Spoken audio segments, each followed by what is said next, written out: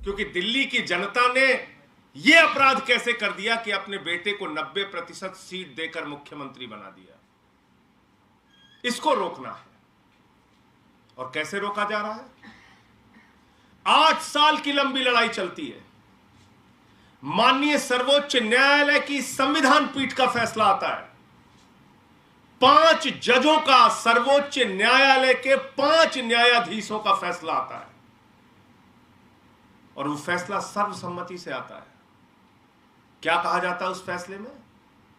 कि दिल्ली की चुनी हुई सरकार के पास अधिकारियों की ट्रांसफर और पोस्टिंग की जिम्मेदारी होगी, इसलिए कि दिल्ली के 2 करोड़ जनता के प्रति एक चुनी हुई सरकार की जवाबदेही है। यह फैसला आता है सुप्रीम कोर्ट का और उसके बाद 2 दिन भी नहीं बीतता, भारतीय जनता पार्टी की सरकार, नरेंद्र मोदी जी की सरकार माननीय सर्वोच्च न्यायालय के फैसले को, संविधान पीठ के फैसले को एक अध्यादेश से बदल देती है, एक ऑर्डिनेंस से बदल देती है। कहती नहीं मानते सुप्रीम कोर्ट, नहीं मानते संविधान पीठ, नहीं मानते इस देश का संविधान, नहीं मानते इस देश का कानून, और ऑर्डिनेंस लेके आते हैं एक काला अध्यादेश, एक तुगलकी अध्यादेश, एक ऐसा अध्यादेश जो माननीय सर्वोच्च न्यायालय के फैसले के खिलाफ है, जो भारत के संविधान के खिलाफ है। और ये सवाल सिर्फ अरविंद केजरीवाल जी का नहीं है, यह सवाल सिर्फ आम आदमी पार्टी का नहीं है, यह सवाल है भारत के महान लोकतंत्र का, यह सवाल है दुनिया के सबसे बड़े लोकतंत्र का, यह सवाल है बाबा साहब डॉक्टर भीमराव अंबेडकर के द्वारा लिखे गए संविधान का कि वो संविधान बचेगा या नहीं बचेगा। यह सवाल है देश की सर्वोच्च न्यायालय का कि उस न्यायालय की प्रतिष्ठा, उसके अधिकार और उसके आदेश बचेंगे या नहीं बचेंगे। यह तो आपातकाल की स्थिति है जब न्यायालय का फैसला आप पलट दे रहे हैं। यह तो आपातकाल की स्थिति है कि जो आप चाह रहे कर रहे हैं। ऐसी तानाशाही, ऐसी बददिमागी। आप कल्पना कीजिए, जब इस सर्वोच्च न्यायालय का फैसला आया, दिल्ली के मुख्यमंत्री ने कहा प्रधानमंत्री को एक पिता की भूमिका में होनी चाहिए, प्रधानमंत्री को एक अभिभावक की, एक पिता की भूमिका में होना चाहिए और सभी राज्य सरकारों को समान दृष्टि से देखते हुए उनके अधिकार देने चाहिए। लेकिन यहां मैं यह कहना चाहूंगा कि अगर एक पिता अपने बच्चे की बर्बादी पर तुला हो, एक पिता अपने बच्चे के लोकतंत्र का गला घोटने पर तुला हो, एक पिता अगर संविधान का गला घोटने पर तुला हो और एक पिता एक चुनी हुई सरकार को मारने पर जुट जाए, तो देश की स्थिति क्या होगी यह समझा जा सकता है।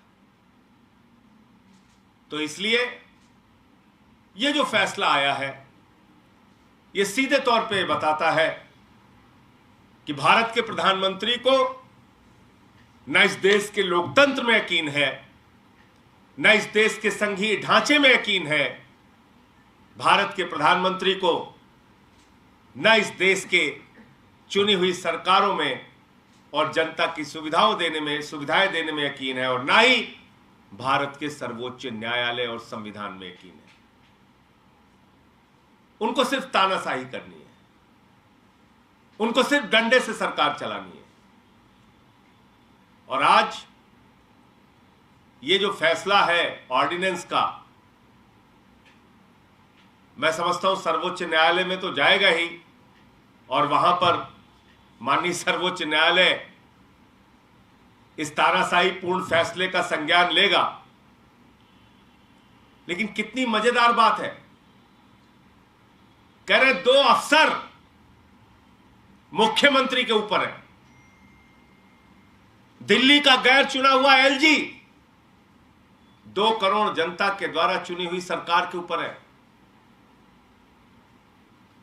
तो फिर यहां चुनाव कराने का, विधानसभा के गठन का, सर्वोच्च न्यायालय ने जिन बातों का स्पष्ट रूप से लिखा, उन बातों का क्या मतलब रह गया?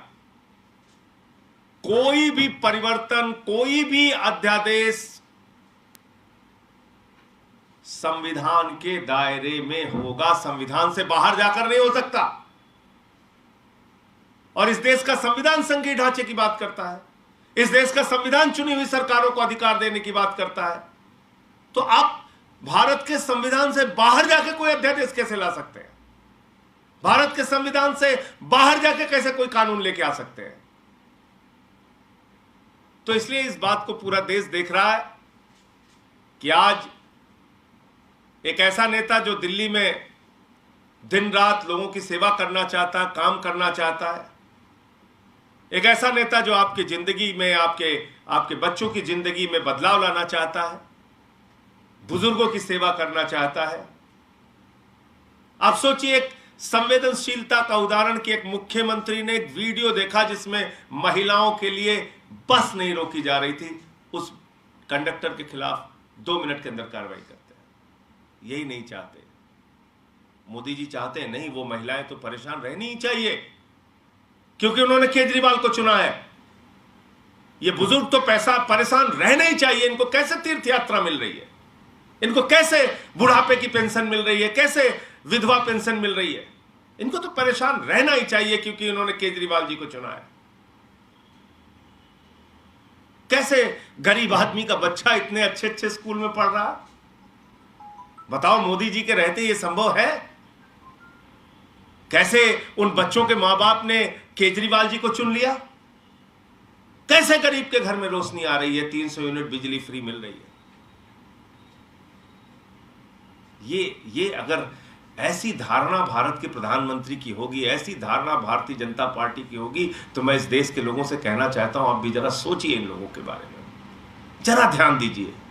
कैसे लोग बैठ गए, कैसी घृणित और नफरत की मानसिकता के लोग इस देश की सत्ता को चला रहे हैं।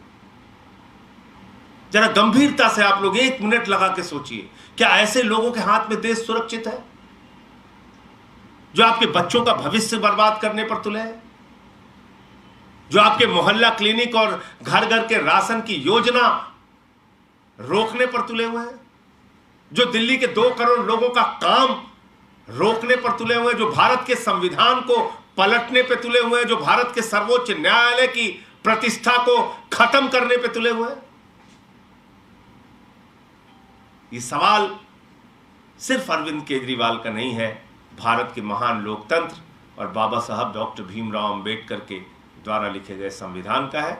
और मैं समझता हूं कि जब ये मामला फिर से सर्वोच्च न्यायालय के सामने जाएगा तो निश्चित रूप से माननीय सर्वोच्च न्यायालय इन बातों का संज्ञान लेगा। मुझे इतनी बात कहनी थी। आपका